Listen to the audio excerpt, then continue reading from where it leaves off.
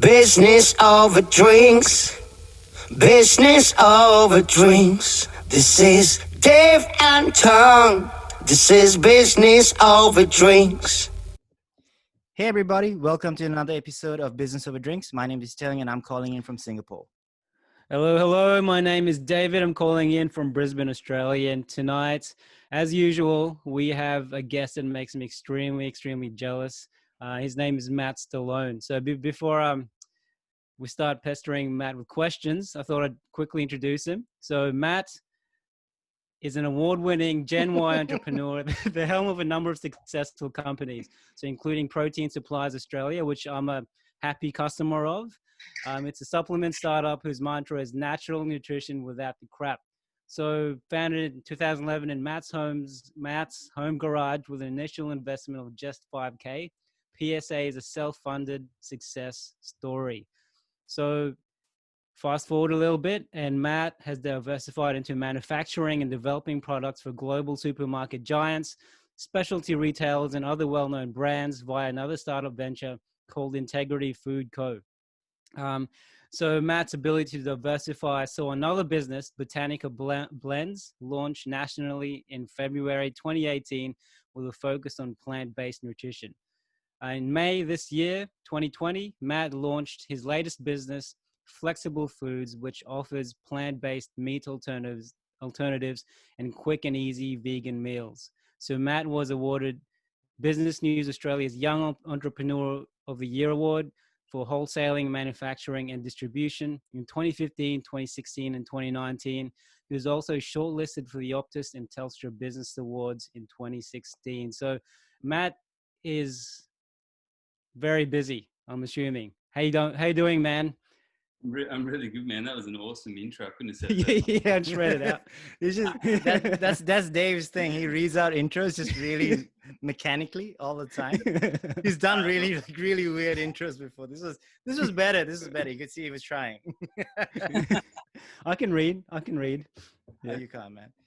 Before because I think we got a lot to talk about with Matt. I think he's got a really interesting story, backstory, as well as what he's doing right now. Dave, do you want to tell me what you're drinking?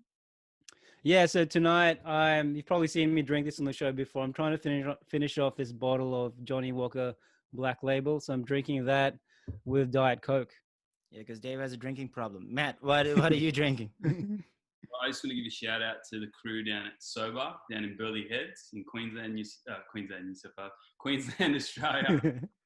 This is an awesome brand. They make non-alcoholic beers for people like myself who don't drink anymore. And yeah, it's delicious. Bottoms up. Nice. All right, cool. Up, I'm drinking Porter wine, which is a Chilean wine from Central Valley. It's really nice. And yeah, I mean, Dave, man, why don't we jump straight into it? Because we got a lot to talk about with Matt. Yeah, man. There's so much we want to talk to you about, but maybe we'll just go back to the beginning, right? So how did you start? And how long ago was this? Great question, Dave. Great question. Yeah, how did I start? Well, the long story is my parents were very alternative. They were kind of like the black sheep to their family. So I was born in Sydney, but when I was around 6 years old, my parents had a fascination with northern New South Wales, especially around the surroundings of Nimbin. And my parents bought a farm out there. So we moved from the city to the countryside, the bush, rainforest really it was. My dad's a naturopath, herbalist naturopath, and my mum's also very passionate about health, and my parents also opened a small health food store in northern New South Wales, in Lismore actually. So all of my life, health food has been, around me, living healthy, being healthy, sustainable farming. Even our farm was organic certified. So I grew up picking organic zucchinis, and then I'd finish school and I'd go into my family's health food store and pack nuts and seeds, and then I'd work in the shop as well. So I kind of started in that sort of, naturally comes to me. And then fast forward a little bit, in my late teens, I got caught up in a few crazy things, and kind of went off the rails a little bit and had a child at 19. And when I was in my early 20s, I ended up being the sole parent of my son, carer for my son. And I decided to get out of Lismore and move to Brisbane, where all the opportunities were for me. It was like a fresh start. And I fell into what I know, which is health food. That's all I've ever known and kind of what I'm passionate about. So I worked for a few health food stores up in Brisbane. And at that same time, sports nutrition was just starting to really bubble. People become more and more conscious, and gyms started popping up everywhere. And at the same time, I was, right into it as well, reading labels and understanding. And I was, selling a lot of these products to people. But I started, reading, or it's not even reading, just understanding the industry and what was in these products. And I thought, like I could make a better product for people. So go forward another year, and I got a job with a pharmacy group. Mm-hmm. And that taught me a lot more about how big business works, and marketing and how distribution channels and all sorts of stuff like that. And that's when I really saw the opportunity that I needed to get in here and do something. And I kind of got inspired to start a natural sports nutrition brand. And that's where I kicked off. All right, man. That's a great story, Matt. I mean, it's interesting though, because I'm just on a side note. Have you ever been to Asia before, by the way? Like Asian, Southeast Asian countries and stuff like that? Yeah. Oh man, you should. I think you'd love the natural remedies and the natural health market here. It's actually really fascinating. Maybe not the ones in China, which are a little bit nuts, but like the more normal ones are pretty cool. Yeah, so I've got a question though, because it's really interesting, man. Because I see so in our research about you, I've seen that you diversified quite a lot, right? Because all within the same space, but you kind of diversified into different aspects of the industry, right? Maybe you can just run me through a little bit of that timeline, right? So like first of all, like what you did and why you did it. Yeah. So for me, it's always been about giving people better options. I've always been passionate about that. And in 2011, when I first started my first brand, which was Protein Supplies Australia, whey protein was basically the holy grail of sports nutrition. Everyone was doing dairy-based proteins. Mm-hmm. So originally I kind of kicked off in that space, and I actually started off in my home garage selling commodities. That's how I really started off. So what I did was I basically partnered with a distributor, an agent that was importing a lot of New Zealand dairy products in, and I started to convince, I don't know how I did it, but convince all these big players in the sports nutrition space and these contract manufacturers that I was a trader myself. And I ended up selling full container loads, like 20 metric tons of whey protein to these sports nutrition brands. And all of it was cash up front. So it was pretty incredible. That's how it kind of kicked off. And then, obviously starting off my own little brand in my home garage. And originally I didn't really have a plan to take it to where it went. It was mainly to survive. Like for me, I just wanted to make $500 a week. I was sick of getting single parenting pension and putting my son into before and after school care, and struggling really. So I thought to myself, like, if I'm going to make an extra $500 a week, I was happy. So I was happy hustling whey protein to local gyms and driving around in my little van, and that's kind of where I was at. And then, obviously fast forward a few more years and seeing the trends and where my business was going, I decided, I'll have an actual proper crack at it. So all the sort of, I guess, profit that I made in that first few years, I reinvested it back into my business and got a marketing team on board, and we basically rebranded everything. And then we went national. So we took it to a national distributor, and we went to every single state. We went from having 20, 30 retailers to, almost 1,000 in a couple of years. So it was a pretty crazy leap. And at that same time, vegan, plant-based, sort of that trend was just kicking off. So we started sort of, I guess, diversifying into other different product types. But my main message and what it's always been is natural nutrition without the crap. And that's always what I've been about. I've always been about integrity. I've always been about keeping products, no matter what it is, honest, clean, ethical, and good for you. And that's all I've really cared about. All right, I'm gonna write that down because I think there's something really interesting I want to ask. But Dave, go ahead, man. I'll ask the question afterwards.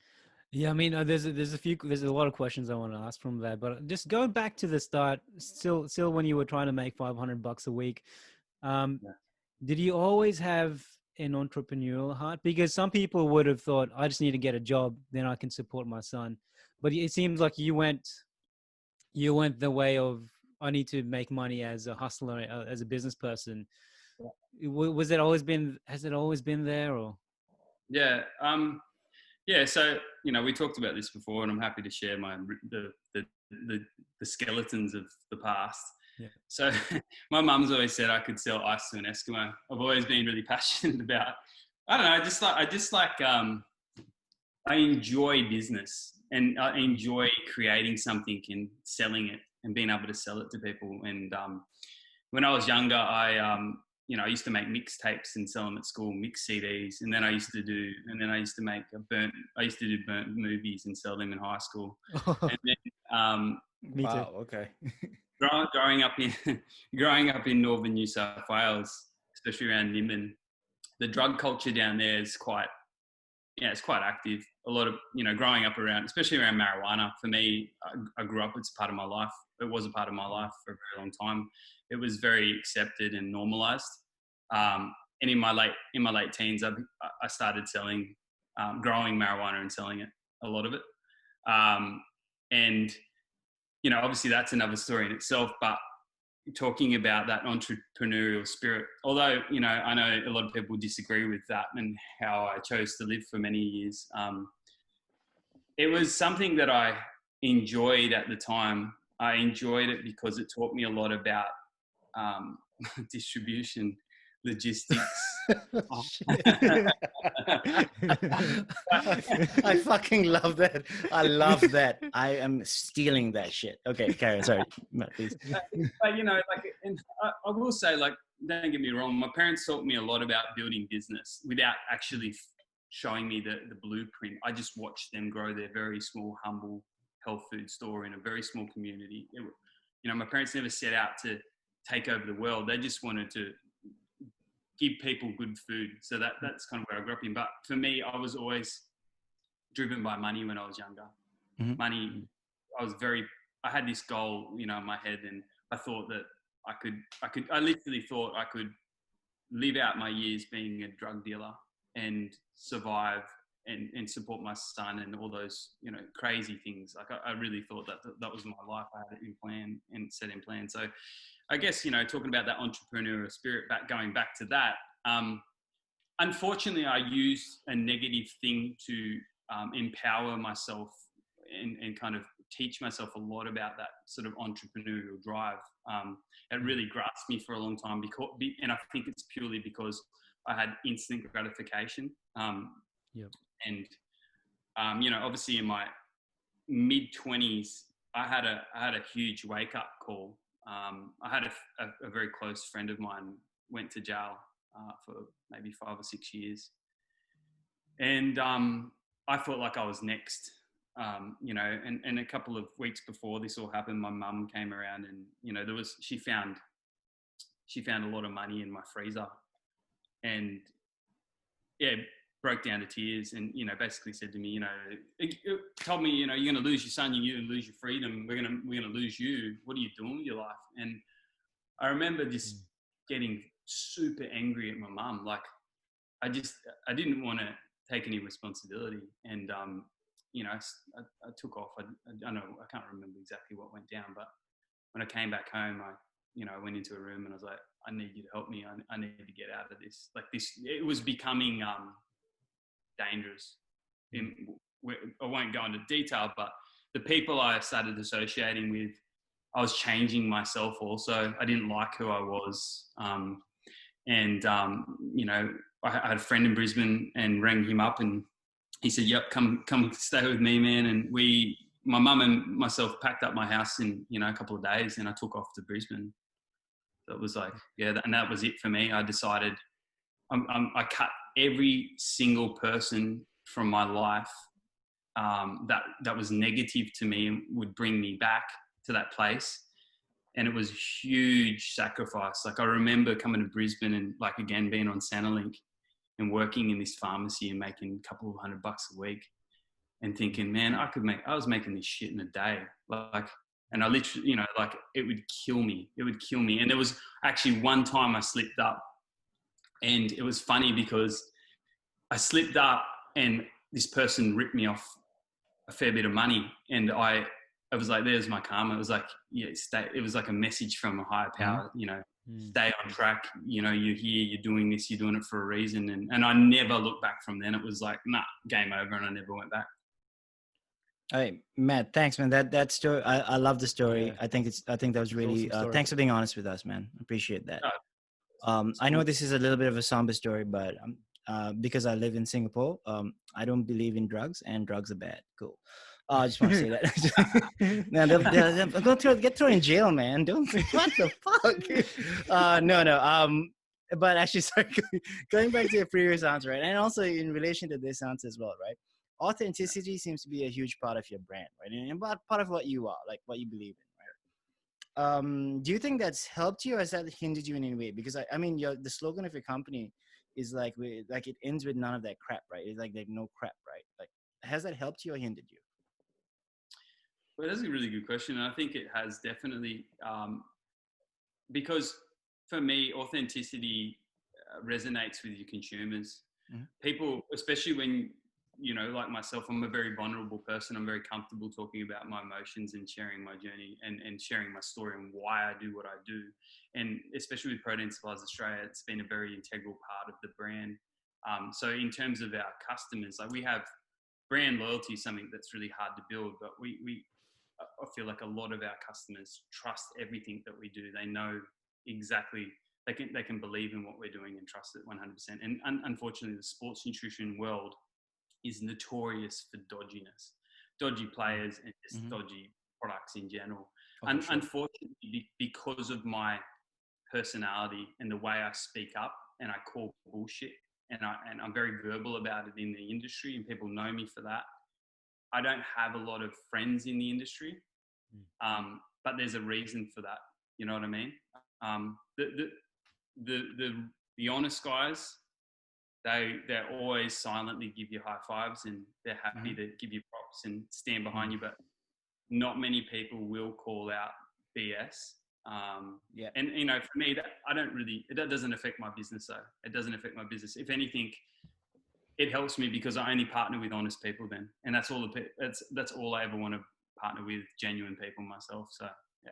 Oh, nice. I mean, I think we can resonate with that because I think I can't speak for Dave, but I know like a lot of people don't like us as well don't like me because I'm very honest. They don't like Dave because he's just a bad person, but like it's just very different. It's a terrible person in general, man. I'm where I am because of blackmail. But you're back to that. So, man, there's so many questions I want to ask, but I'll focus on Protein Supplies Australia, botanical blends, and flexible foods. I've been a customer of Protein Supplies Australia well before I met Matt, so I really vouch for his products.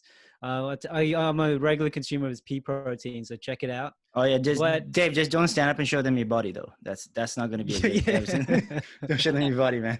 I'll show you my biceps. They're massive. But what are people doing wrong? Like what you said, there's a lot of bullshit out there. What should people look out for when they're buying protein and supplements? Yeah, that's a great question. The first thing is labels. And it's really tricky because there's not enough regulation in the industry still. There's not enough people. There's not, I guess, regulatory that are watching what these sports supplement businesses are doing. So firstly, reading labels and ingredients and understanding the ingredients is first and foremost. Not only the ingredients, but the ratios and the breakdown on the nutritional panel.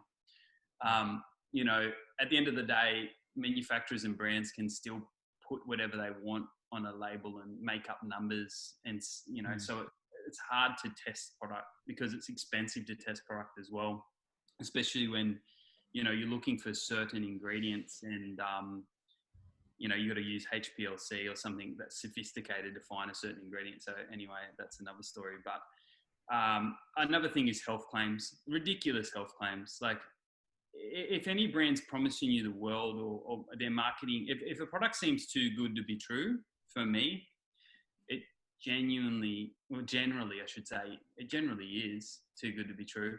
If a business can make a really foul tasting ingredient taste good, there's a good reason for that as well. Some of these herbs, like right now, adaptogens, it's the hot topic, right? Some of these medicinal mushrooms and some of these really intense, potent, aminos and stuff that are being used in sports nutrition, they taste like shit. Like they're so bitter. They're disgusting. Oh man, absolutely. I'm talking, I've got a team of people like food technologists that develop products all day, and I'm heavily involved. That side of the business is what I do with them. So I know what all these raw materials taste like. So when a brand goes out there and, they're market leaders and they're making these products with these ingredients that we know are incredibly hard to mask, taste like sugar, like, McDonald's McFlurries, you got to, we scratch our heads and go, that's impossible. So for the consumer, I guess there's three things to really look at. I think it's reading labels, educating yourself, but also price. So if a product is everyone else is selling it for $60 and someone on eBay is selling it for $20, there's a really good reason why. And I can tell you now, like the common tricks of the industry is, powder. At the end of the day, whey proteins and pea proteins and collagens, they're beige or white powders. So you can add things to them without people knowing. I'll give you a breakdown so people can understand what I'm saying. All right. Say, collagen, for example, which is a very hot trending ingredient. In Asia, it's huge. Yeah, I take collagen. We Asian. I'm 50. Yeah. All day. And then you've got people saying collagen's pasture raised, grass fed, this and that. Although in saying that, you've got the manufacturers of these collagen products, the manufacturers who make the raw material won't give you a guarantee of that, firstly. So that's another problem. But you've got a white powder, it's collagen. Let's say it cost me as a manufacturer $20 a kilo. And I'm buying 20 metric tons to get it at that price. Like that's not a real number, but I'm just saying, just for example. Yeah. Right, it's a white powder. All I've got to do is buy myself some maltodextrin. I don't know if you know what maltodextrin is. Yep. Which is used in the food industry for a number of different things. It's a very cheap starch or carb or whatever you want to call it. It's that. Costs about $1, $1.10, something like that a kilo to buy. It's a white powder. You throw it in your blend. So if you say your product's 100% collagen, but then you're adding 30 or 40% maltodextrin, no one's going to know any difference. So you've just gone from expensive $20 kilo product that to cost you to make to now a $10 kilo product to make, but you're still selling it at $60. So there's all these tricks that manufacturers do. Another one is amino spiking. I don't know if you've heard of that, but it's like putting things like glycine, which is a very subtly sweet amino acid in products. Very cheap, $4 or $5 a kilo, maybe something like that. And when you test the product for its protein count, it'll come up high still because glycine's an amino acid. So you can't really detect it unless you know what you're looking for. So there's all these sort of tricks of the trade that unfortunately a lot of manufacturers do. Or they just straight out lie and say that these things are in there when they're not. So yeah, it's hard. Yeah, I think you're right, man. Regulation is really important for these type of industries for sure. Yeah. I'm no expert. All I'm taking is glutamine, and I'm going to be trying probably creatine in a bit just for recovery because I'm really sore all the time. But one thing that was really interesting, right, is, and I'm gonna step back right to the start of our conversation, which was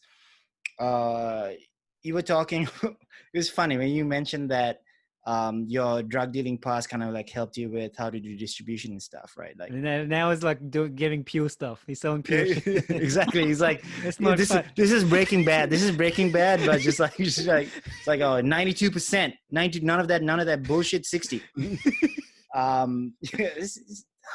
this conversation got really dark for a second. No, I love it. Man. I love it. Don't worry. It's cool. Our listeners love hearing this sort of stuff. No, but like one thing that's really interesting, right, is you have, I think your underlying foundation of the business is kind of the same, but across all different brands, because you built up that entire distribution platform, right?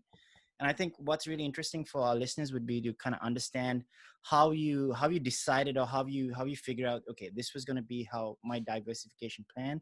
Was it just fortuitous, where it just kind of came to you, or was this like something that you had in your mind when you were building your business? Yeah, originally there was no plan. I'll be really honest with you. Like, okay, to a degree there was. I did a small business course with Nice, who helped me with a business plan when I first started Protein Supplies Australia. Mm-hmm. You know, that was very helpful to understand the foundations of what I should actually be thinking about if I'm going to try and launch a business, right? But then, you know, it kind of evolved naturally very quickly. Protein Supplies didn't have a lot of strategy behind it in the first couple of years. Later on, you know, fast forward maybe 4 years, that's when I started actually getting a little bit more structure to the way I do things. I'm still very much opposed to analysis paralysis and too much thought processing and trying to have too much strategy and consultants coming in and building all these crazy strategies for you. I think there's a little bit of overkill that happens, that you can spend a lot of money and not do shit all. But, you know, later on in, I guess, my career, everything had to make dollars and cents to me. So it was a lot more well thought out, purely because for me, I wanted to eliminate as many possible risks as possible before I launched into the next thing. Like, although there's always going to be associated risk with starting something new, I just wanted to try and have a foolproof plan. Yeah. Mm-hmm. So how do you think about this? So let's say I'm going to start botanical blends. What do you think about, like, the cost of my product is going to be X, so I need to be making X. What's your thought process like when you go for growth? Well, firstly, like, opportunity, you know, for me, I'm constantly looking at, for me, I guess when you're so passionate about an industry, your fingers on the pulse all the time. Like, anyone that's close to me knows I can't help myself if I'm in any area where there's a health food store. I walk straight in there. I have to go in there. I have to see what products are out, what's happening, who's doing what. You know, I eat everything. I try new things. I'm always buying things online, new brands that are coming out. So I'm always looking at what's going on. I guess the benefits of also having a contract manufacturing company is that I'm seeing new ingredients come through all the time. With all of our, you know, partners with raw materials, they're constantly presenting things to us. We're getting reports from the US, who basically, like, everyone kind of benchmarks what the US is doing. I've got customers that are constantly coming up with new ideas and, you know, seeing what trends are coming through in that place too. So, you know, in the sense of seeing opportunities, I'm constantly looking at trends. So trends for me, you know, you got to be really ready for it, and you got to be agile. So I think really important part of everything we've ever done is being agile. Because I find that the bigger the business, the more sleepier the giant they are. And they can be so slow to, you know, it becomes this red tape game. You've got all these cool creative founders and people that originally started cool businesses, and they're the innovators. But then you've got all these top heavy guys going, the bean counters. And they're going, nah, mate, you've got to think of this marketing budget. And you've got quality control, quality assurance is saying, oh, you can't do that and you can't do this. And that's why a lot of these kind of, I guess, a lot of businesses get to that stage. And it's usually around, I think personally, around that, you know, $5-10 million mark, where they start putting on more management and more top heavy sort of structure. They put more structure into their business, and all of that creative juices, they get bottlenecked and they choke out. And for me, just to answer that original question, is seizing opportunities where they present is a super critical part of my success today. Absolutely. Yep. Got it. Yep. Matt, I just want to touch on a couple of stuff that you said, right? And I've got a question to follow that up, right? So in the previous question that you that Dave asked, right? So like what was your thought process behind that? You mentioned one thing, which was the fact that founders are creative, but then they get bogged down by the red tape of the bean counters and stuff, right? And I mean, you're a really successful businessman. I mean, we can't hide that. I'm really jealous, and I hate you for that. I just met you, but I hate you for that. Me too. Yeah, Me too. You should follow I him mean, on like, Instagram. yeah, just like I mean, I don't mean to be mean, but fuck you, right?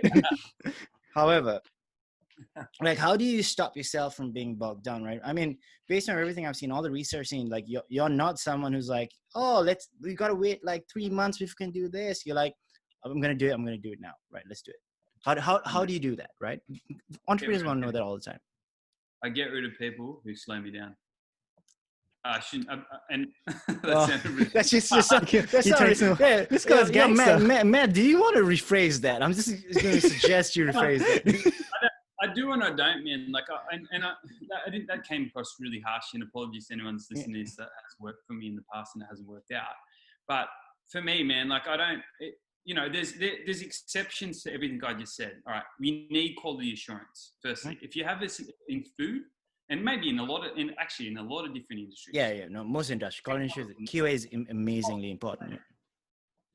Yeah, integral. But when I first started, I had no one, man. Like, I had myself, right? I was everything, right? And so with exceptions to that rule, but for me, when it comes down to culture. Firstly, for me, it's the culture of the business. So firstly, I've learned a lot in the last 10 years about who I am, firstly, and that's important as a leader, is to understand who you are and how you operate, and then also understanding what sort of personalities everyone is around you, so you can get the best out of them.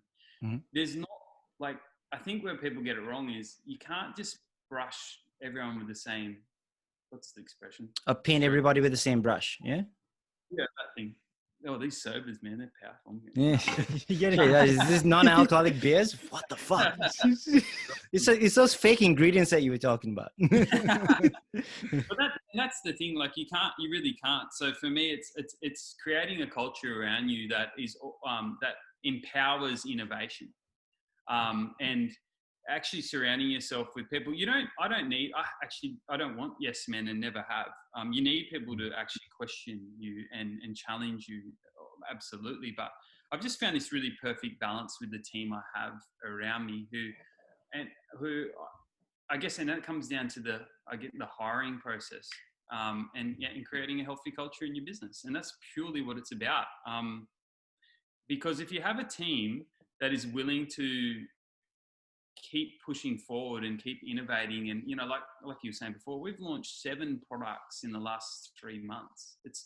We've launched a whole new brand which has 5 SKUs, and we've launched 7 in the Botanica range as well, and we're doing heaps of other things with the integrity side of the business. So the people that I have around me are uber passionate about the same things I am too. So when you have a team that come into work and it's like a game, it doesn't feel like work, and everyone gets a rush from it. So I think that's a very important part of having a successful business. When you have people around you that go, this is just a job. Fuck, I got to come to work today. Like, that shit doesn't last unless you can create a culture where people are excited to be around you. And that's all about empowering your people to think for themselves and also be a part of the success. It's not just a job, if that makes sense. Makes a lot of sense. That explains why my team hates me, man. I thought I'd dive into flexible foods, right? So it's your plant-based meal alternatives. Why did you decide to approach that angle of health? Like, you started with protein, now it's whey protein, which is like milk-based, yeah? Yeah, correct. Yeah. Okay, so I grew up a vegetarian. So until I was in my, I guess, early 20s, I started eating a little bit of meat. but it's always been a part of my life. So I've been vegetarian almost more than half my life. And, you know, in the last few years in particular, I've been a lot more health conscious. And I've always been health conscious, but more around sustainability and my impact on the earth, and, you know, trying to reduce my intake of animal products in particular has been, you know, kind of my agenda. So the issue with that is that when I go to the supermarket and I have, you know, bought pretty much every single meat alternative you can think of, some of the products are amazing, like, don't get me wrong, but there's a lot of shit out there, and there's a lot of heavily processed plant-based meat alternatives, especially ones that containing, you know, typical soy and glutinous or wheat proteins and all sorts of processed, you know, fillers and oils and you name it. So you know, I felt like, for me, I'm not done with protein. Like, obviously I love the industry and I really enjoy it, but again, I wanted to make an impact, and firstly how I eat, but also how consumers, especially vegans and vegetarians, how they eat. And I wanted to offer something that I felt like is a better alternative. So that's when we started doing a lot of development around, you know, how do we pivot from just being known for what we do in the sports nutrition space, and how do we get into this grocery and you know, onto people's plates at dinner time. And obviously keeping to the same theme still of protein rich meat alternatives. So for me, there's a lot of meat alternatives, but they're not so much an alternative in my opinion, because, you know, they're lacking protein or they're lacking certain nutrients. So for example, jackfruit, and you'd probably know this being in Singapore, maybe that's totally like racially. No, that's fine. Jackfruit's a big thing. Maybe not in Singapore, but in Southeast Asia, jackfruit's a big thing. Yeah. I know it's more durian. In Asia, it's a big thing, right? Yeah, it is. And jackfruit right now in Australia is like, you know, there are some, and no offense to any of those brands, because I know a couple of them, they're mates of mine, and I think they're doing great work. But for me, they're not really protein rich. So they're not seen as a protein alternative in Asia. No, that's correct. But in Australia, like they're sold as, you know, a meat alternative. So for vegans, it's like, here's a fleshy thing that looks like a burger. Okay, I see. You know, and you're getting a bit of texture there, and it tastes good because it's usually flavored and stuff. But at the end of the day, for me, like, when you're trying to speak to the mass market of people that maybe are thinking a little bit along the lines of me and going, hey, maybe it's time for me to start reducing my meat intake. I don't want to actually I don't want to become a vegan, and I don't want to become a vegetarian, but I do want to at least reduce a little bit. Yeah. So that's when you get these curious shoppers. The problem is the curious shoppers go into these stores. Firstly, they see a plant-based meat and it's $20, $30 a kilo from America. And then it's full of shit. So then they go, well, and it looks like shit too. Yeah. Oh yeah. Or they buy a jackfruit and they're like, well, this is not giving me any protein whatsoever. So, you know, that's always been the challenge. So when we decided that we would start visiting texturized pea protein, and that's when the magic started happening. And flexible foods came from that again, from that reason for me. It's because I, as a consumer, myself personally, I was looking for an alternative like this. And I also didn't want a product that had to be kept in the fridge. Yeah. So for me, like a lot of these products, you have to have, you know, stored in the fridge. And for a lot of people, that's maybe not so convenient, especially if you want to go camping or traveling and all those sort of things. So having a shelf-stable product that you can add water, heat, and serve within 5-10 minutes, like that's exactly what people are wanting these days too. So ticking all those sort of boxes was all a part of that R&D process that we had, and what brought flexible foods to life. Oh, nice. By the way, shout out to Jackfruit. Amazing product. Definitely not a protein substitute and protein alternative. Like, I've never heard that before, but yeah, you do right. The consistency and the texture of jackfruit actually mimics meat a little bit. It's very meaty and a thick fruit. Thing. It's delicious. I grew up on that stuff, so like I love it. Yeah. Well, so Matt was right. Yeah. Yeah. Well, we still had chicken and shit next to it, but we would eat it separately, and no one ever said that's meat. No one ever said that. Like, I never grew up like that's meat. I'm like, don't be a fool. I know what this is. Yeah. So, and yeah, like you said, jackfruit's got its place in the industry for sure. Absolutely. So Oh, yeah. It's awesome. before Tong asks the question, flexible foods, some people may ask, you don't need to refrigerate it. It's packeted. It can last for ages. Is it full of preservatives? What keeps it alive? What keeps it still healthy? Is it trustworthy? Obviously it is, but can you tell us more detail about that? Great Because phrasing. I'm just guessing Great, it could be great phrasing. Great yeah. phrasing, Dave. Yeah. I mean, at the end of the day, it's an ambient stored, dehydrated, texturized. So, a part of that, and that's a part of the R&D process is to test for micros, spore counts, total plate counts. So things like that. When you're creating products like this, there is a pretty heavy process where well, not everyone does this, but we do because it's important for us to have quality products. So testing the product shelf stability is first and foremost with anything that anyone should be, before you go to market. That's something that you should definitely do. So for us, we spend a fair bit of time making sure firstly that the product's safe. And the other beauty about flexible foods is that all those things that you just said about stabilizers and extending shelf life and things that are typically found in products, flexible foods has none of that. It's actually uber clean label.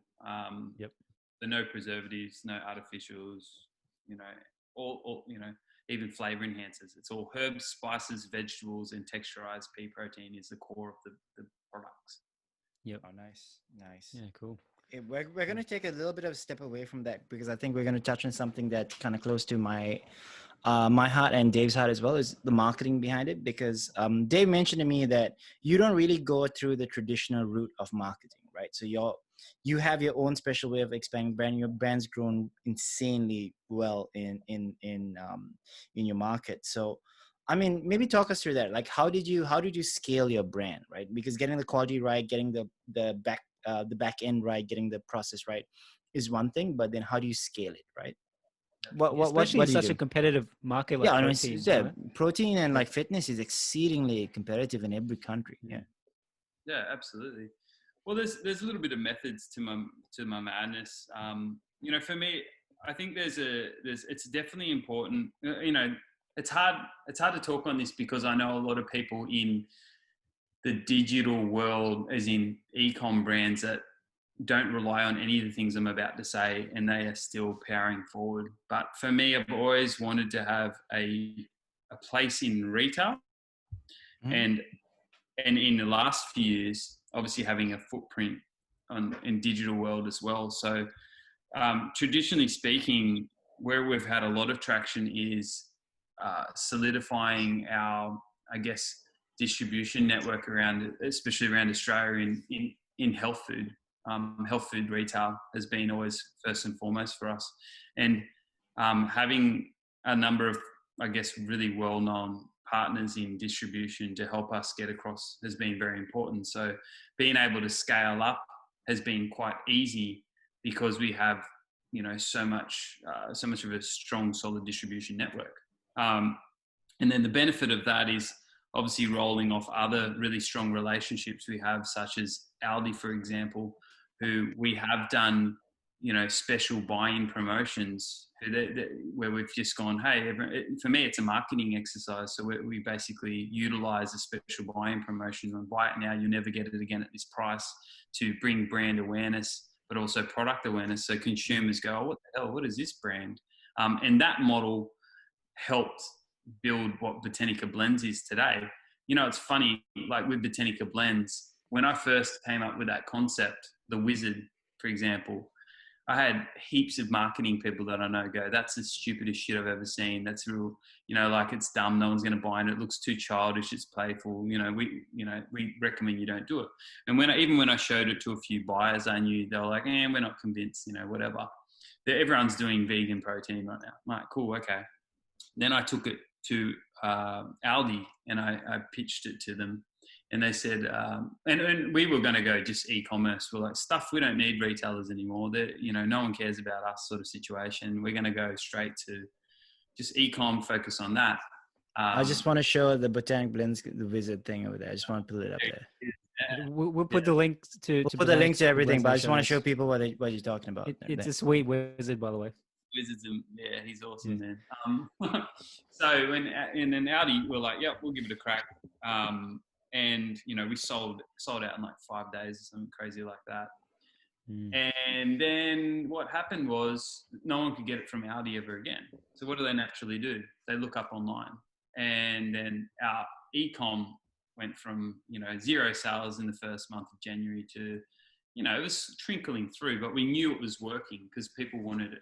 And then naturally it evolves to retailers wanting it. And that's where I guess where that mix of marketing mix is really important for me, and where we've kind of tried to keep a really healthy balance of having in-store promotion, having in focus, giving that nice mix of, we know we've got retailers supporting them because it, again, in the last 2 years, health food industry, which again, my roots and what I'm absolutely passionate about, especially independent health food stores, seeing them guys suffer actually breaks my heart, because you've got all the supermarkets and pharmacies are pivoting to ranging more and more health food. So you're seeing stores shut down, and it's a very sad time for health food in Australia, and only the strong survive. So we're being heavy on trying to help them, support them, give incentives, give promos, but also in the back, we're being supporting heavily by doing big digital marketing campaigns and huge amount of influencer marketing as well to, highlight and show the brand and the product. So we've kind of mixed it up a fair bit. And I have personally moved massively away from any print media whatsoever. And I'm not a big fan of expo spends either. I just don't see a lot of value in that sort of marketing at the moment. So that's kind of what we do a fair bit. I used to be a massive cynic about influencer marketing, thinking it was sort of like a dying channel. But after meeting Matt, I mean, it's as powerful as ever. It's really interesting, man. It's a little bit like the fitness and the protein industry. It's just massively unregulated. It can be either really successful or just a load of bullshit. So you got to be really careful about that. Yeah, that's what I've seen. All right, Dave, sorry, your question. No, that was it. That was just an observation. Yep. I would agree with what you're saying there. And I think for us, and we could speak a lot about influencer marketing. But for me, and I know you guys would know about this and you would agree, but maybe some people that are listening that don't know a lot about the background of it all. Like for me, it's all about partnering with authentic, genuine people that are actually passionate about the product. So as a general rule of thumb, we will send out our products. We'll either rely on people contacting us first and saying they already like our products and they want to try them, they want to try other things, or they want to partner with us, or we will send out our products to people, and if they like them, then we'll talk more about it. But for me, it's always been about authentic and genuine partners. And that's a really hard thing to find, because at the end of the day, like, people say anything's good for money. So, and in all honesty, like we've spent a fair bit of money on, I guess the wrong people as well. And we've learned a lot about that in the process, who to partner with and what sort of communities and what sort of message we're sending to people. And, that comes down to a fair bit of, I guess, looking deeply into the influencers that we're actually wanting to partner with. So. Yep. Nice. Yeah, that's awesome. That's very true. There's something I can learn from as well. But I know we don't want to take up too much of your time. Is there anything you wanted to leave us with, Matt, or talk about? Yeah. Any specific new product, new launch, anything coming out soon? Well, we've got some really like this week, for example, we've got we've done a marvelous mug cakes, which are under the Botanica Blends brand, which are protein rich, dairy free, low sugar mug cakes. You put them into a mug, heat them up in the microwave, 30 seconds, they're done. We've got our vegan protein bars that have just come out as well, which are a completely date-free and brown rice syrup-free protein bar, high protein as well. They've just come out. We've got a product called Dreamy Jelly, which is a sleep jelly. It contains certain ingredients like magnesium and tryptophan, which is an amino acid. Oh yeah, okay, that's good. Yeah, so it's a vegan jelly as well, so no gelatin, which is a world first. It also contains probiotics, so there's nothing in the world. That's all kind of come out in the last week or so. And then obviously flexible foods, that's another gun range that has just only in the last month launched as well. So, and we've got exciting stuff coming out. Yeah, so if everyone wants to check out those products, you can just go to our show notes, or you can Google either Protein Supplies Australia, Botanical Blends, or Flexible Foods. Yeah, it's all over Matt's the place. been all over the place, and Matt's been really generous to give us to give you guys 20% off any of these brands for the entire month of September. So just use the promo code DRINK20. We'll put that in our show notes as well. Just quickly though, I wanted to ask, because there is a hesitation. There could be hesitation when it comes to taking vegan protein, right? You may feel that, just like people feel that you can't get the same amount of energy from veggies as you could with steak. Is it the same with vegan protein compared to, the average kind of protein? If that question makes sense. Yeah. Yeah. So what you're saying is there nutritionally a difference between, say, traditionally a whey protein compared to a vegan plant-based protein? Let's say you want to get the most out of a protein bar, and you have the option of a vegan protein or a normal whey protein. Some may think that a whey protein would be better, right, for bulking up or whatever. What do you have to say about that? I think that myth has been busted time and time again. Like nowadays, the extraction methods and the technology behind plant-based protein alternatives, pea and rice in particular, which are the most commonly used, you're yielding protein levels 85 to 90% with a full spectrum of amino acids. Yeah, there might be differences between those amino acids. If you compare like a whey protein isolate and a pea protein isolate, you might have, branched chain amino acid levels might be a little bit differently, but in comparison, it's a minuscule amount of difference. So I would argue with anyone if they were to say that you couldn't, I guess, in terms of nutritionally benefit just as much from a plant-based alternative or a whey protein these days. I'm very confident on that for sure. Nice. Yeah, cool. I think that's really interesting, man. Just a couple of like really quick thoughts before we end this, because I think I just kind of want to take the spotlight on myself a little bit, because Matt, you're selfish. Because you're a little bit Jackfruit, man. A little bit, man. Like they're just like, it's all about Jackfruit, dude. Like Jackfruit's the best thing in the world, man. So a couple of really interesting things, right? Because I think maybe it's just a quick recap, right? Authenticity is a big thing for you, and I think that's fascinating. Even when it comes to every part of your business, right? Oh yeah, for sure. Marketing, hiring, everything is really cool.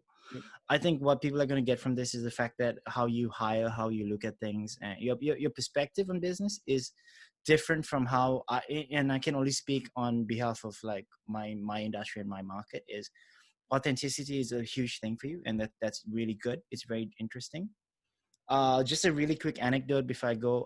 I used to work in agency before this, like I used to be like a consultant in an agency. And we had the head of the Australian office come to Singapore to brief us on the work that they did. And one of the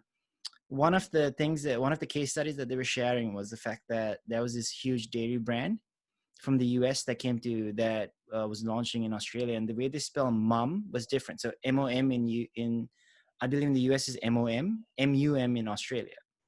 Yeah. And that was part of their slogan. And so they gave advice to the brand that said, hey, mom is spelled differently here. You need to change it. And the brand said, fuck you. We're American. We're better than you. You can't do it. So they said, okay, cool. And they launched a nationwide campaign, changed the spelling, didn't tell the brand, and just launched the entire thing. it was a huge success, right? Because it was apparently very well done, and the U.S. brand threatened to sue them. Actually, they actually threatened to fly down there and sue everybody. And the head of the Australia agency was laughing his head out. He's like, but the CEO said it was okay. So he's like, he was laughing his head, and everyone's really quiet in Asia. They're like, oh, you shouldn't do that. When the guy from Australia was laughing his head off. He's like, yeah, they tried to sue us 3 times. But yeah, they made so much money that the lawsuit was dropped really quick though. They genuinely brought up a lawsuit. That wasn't even a joke. They literally they served a lawsuit and they canceled it halfway through because they said, okay. How's that? But yeah, I mean, sorry. But yeah, no. So I mean, that to me, it struck me a little bit because when I was listening to you, right, and like, I mean, the fact that the word crap is in a lot of stuff that you say as well, like in your slogan, is awesome. I think that's what we kind of need in Asia as well. You got to like kind of like bring that into the market, like that authenticity, that thing. I'm not allowed to swear, man, like at all. Like, so I only swear on this podcast. Everything else is like, you don't say that. Don't say those words. Yes, I'm not. You should come to Australia. Everyone Yeah. swears all the time. Yeah, man. Like this way in Asia, but just like not on record. It's like, I never said that. Whoa. Yeah, you got to challenge the status quo, I think. And for me, I'm definitely not a traditionalist at all. I say what I think, and you know, in the history of the business, we have had people that have been offended by the way that we talk about our products and the way we communicate, especially with the Protein Suppliers Australia brand. But you know, for me, everything that you see and how but all of our brands speak, it all kind of flows from me. So I don't really give a shit. If people don't like it, then don't buy the product, because it resonates with majority of people. We're real, we're genuine, we're real people. So that's what I always want to get across to people. Yep. No, okay. That's cool, man. Sure. That's great. Cheers. That's great. So, and just a quick note to everybody, we're going to have all of Matt's businesses in our show notes. So you'll be able to buy whatever you need. He's got a customer from my side as well, because I'm definitely going to be all up in there. Dave's going to buy me a bunch of stuff, keep in his house when I go and visit him after COVID-19. Yes. I'm definitely going to be a flexible food shopper. Already am a Protein Suppliers Australia shopper. Love it. Pea protein, guys. It's great. Legend. I appreciate it, man. I have to swing you a few bags, I think. Yes, please. No, don't do it, man. Don't do it. Charge him full price. Happy to pay. Is there anything else you want people like to know about you? Like any reference they need to go, you want them to go to? Any websites or? Look, I think we've covered everything. You know, I appreciate everyone's support. Check out the brands: Botanical Blends, Flexible Foods, Protein Supplies Australia. You know, we value it when people jump on board and try something new. You know, we're a small business and we appreciate the support. It means a lot to us. If anyone wants to connect with me, I'm on LinkedIn.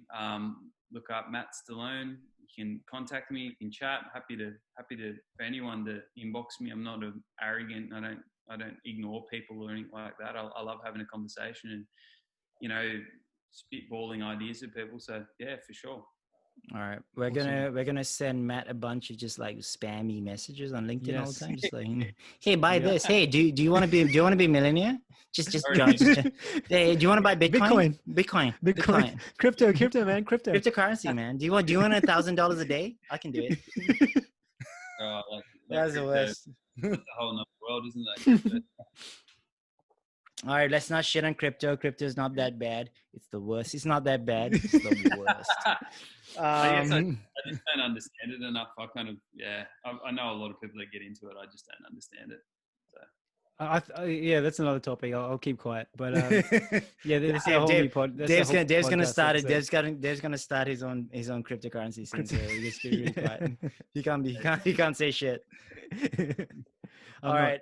Hey Dave, do you want to take us out, man? Do you want to lead us out? No, just once again, guys, if you check out Matt's stuff, use the promo code DRINK20, you'll get 20% off. Highly recommend it. You know, we're not being sponsored for this at all. This is just purely my opinion. I love his stuff. So, also thanks again, Matt. Yeah, it's man. been awesome. I mean, if you want to give us money, you can. It's cool. You can if you We want have to. no problem with that. I have no shame. I will take money from anyone. I have no shame. That's it. And our website's Business Over Drinks. And everyone, don't forget to subscribe, comment, or send us an email with your feedback at hello@businessoverdrinks.com. We'd love to hear from Yeah. you. For sure. Cool.